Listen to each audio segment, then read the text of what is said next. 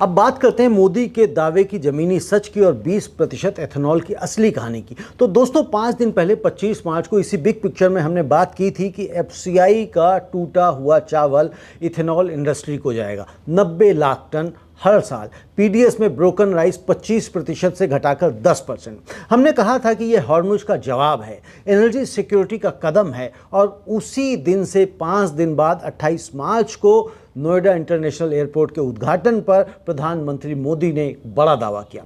उन्होंने कहा अगर इथेनॉल ब्लेंडिंग ना होती तो भारत को 4.5 करोड़ बैरल यानी 700 करोड़ लीटर क्रूड ऑयल विदेश से इंपोर्ट करना पड़ता। उन्होंने कहा यह टारगेट 5 साल पहले हासिल किया और सरकारी डेटा कहता है कि पिछले 1 दशक में 1.36 लाख करोड़ का फॉरेन एक्सचेंज बचाया। बड़े दावे हैं, प्रभावशाली नंबर्स हैं, लेकिन बिग पिक्चर का काम सिर्फ दावे सुनना नहीं है, उन्हें जानना है। तो आज का सवाल है कि प्रधानमंत्री मोदी के ये दावे कितने सच हैं और जो नहीं बताया गया वो क्या है। पहला दावा 20% अचीव्ड 5 साल पहले। तो पहले दावे को हम तोलते हैं। ISMA यानी Indian sugar and bio energy manufacturers association ने कंफर्म किया कि ब्लेंडिंग 2014 में 1.5% थी और आज करीब 20% है और यही टारगेट शेड्यूल से पहले हासिल हुआ। 31 जनवरी 2026 तक कुल एथेनॉल ब्लेंडिंग 19.98% हो चुकी थी और यह दावा सच है, वेरीफाइड है। इस्मा के डायरेक्टर जनरल दीपक बलानी ने कहा कि 4.5 करोड़ बैरल क्रूड इंपोर्ट बचाना यह बायोफ्यूल्स को स्ट्रेटेजिक पिलर के रूप में वैलिडेट करता है। और 25 मार्च को हमने जो एफसीआई की ब्रोकन राइस वाली पॉलिसी देखी थी वो इसी की अगली कड़ी है। तो इंडिया की current ethanol production capacity 2000 crore litre से ज़्यादा है, जबकि E20 के लिए सिर्फ 1100 करोड़ लीटर ही चाहिए, यानी कैपेसिटी सरप्लस है और सरकार उस सरप्लस को ब्रोकन राइस से और बढ़ाना चाहती है। तो पहला दावा पास हो जाता है। दूसरा दावा, किसानों को फायदा हुआ। जी हां, अब हम दूसरे दावे की बात करते हैं। प्रधानमंत्री मोदी ने जेवर में शुगर केन फार्मर्स को धन्यवाद दिया। कहा किसानों की मेहनत से देश को फायदा हुआ और किसानों को भी फायदा हुआ। डेटा कहता है कि इथेनॉल ब्लेंडिंग से अब तक 87,558 करोड़ किसानों को मिले और 1,45,930 करोड़ डिस्टिलरीज को मिले और यह दावा भी सच है। लेकिन अब यहाँ पर एक बहुत बड़ा बट है, किंतु है, परंतु है, लेकिन है।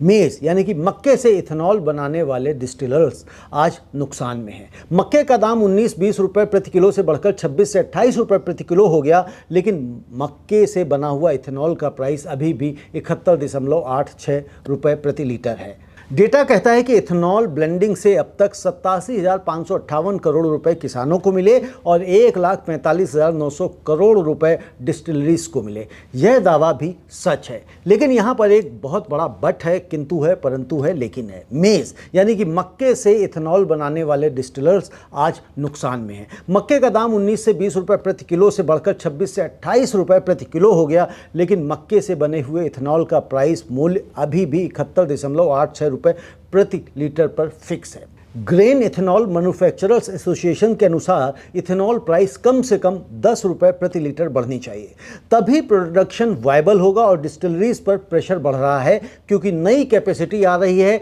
लेकिन ऑयल कंपनीज की ऑफटेक लिमिट 20% पर कैप्ड है। नए प्लांट्स बने लेकिन उनका इथेनॉल कोई खरीद नहीं रहा, यानी शुगर केन फार्मर्स को फायदा हुआ है, यह बिल्कुल सच है। लेकिन मक्का किसानों और ग्रेन बेस्ड डिस्टिलरीज वो अभी भी प्राइस स्क्वीज में है। तो दूसरा दावा जो है वो आधा सच है। अब जो नहीं बताया गया वो 3 असुविधाजनक सच क्या हैं वह भी आप जान लीजिए।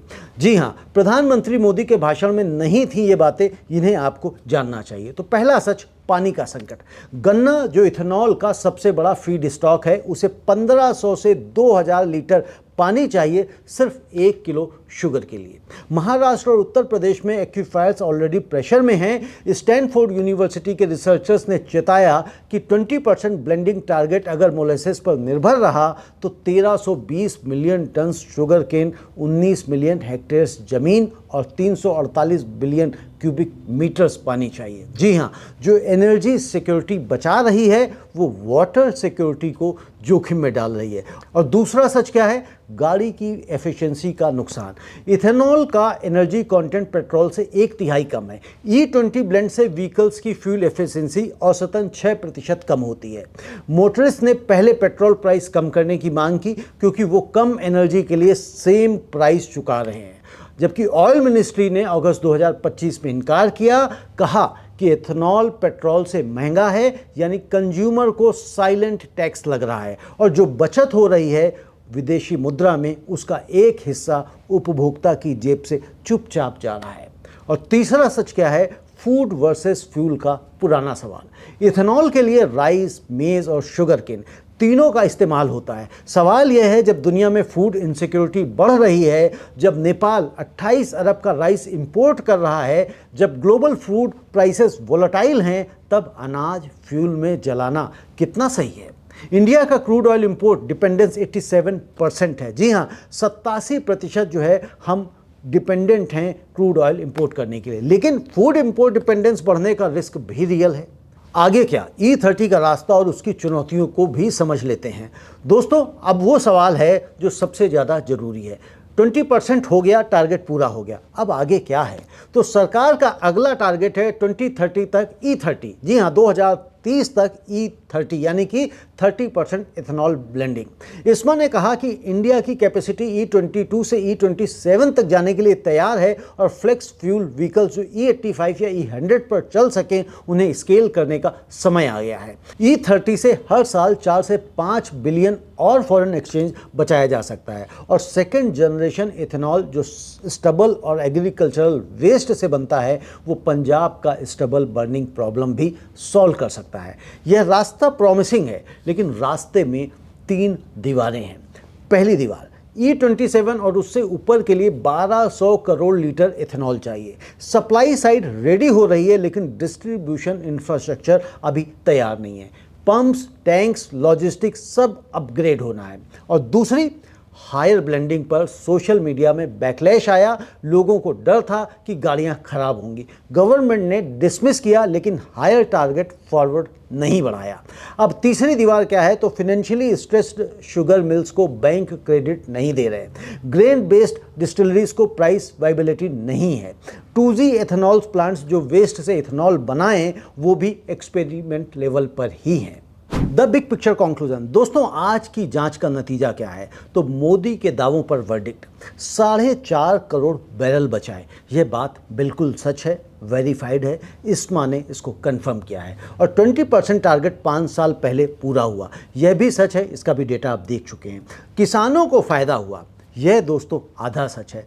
गन्ना किसानों को फायदा हुआ, हाँ बिल्कुल हुआ, लेकिन मक्का के किसानों और ग्रेन डिस्टिलर्स को अभी फायदा नहीं हुआ। और जो नहीं बताया वो भी सच है। शुगर केन 1500 से 2000 लीटर पानी पर किलोग्राम शुगर मांगता है।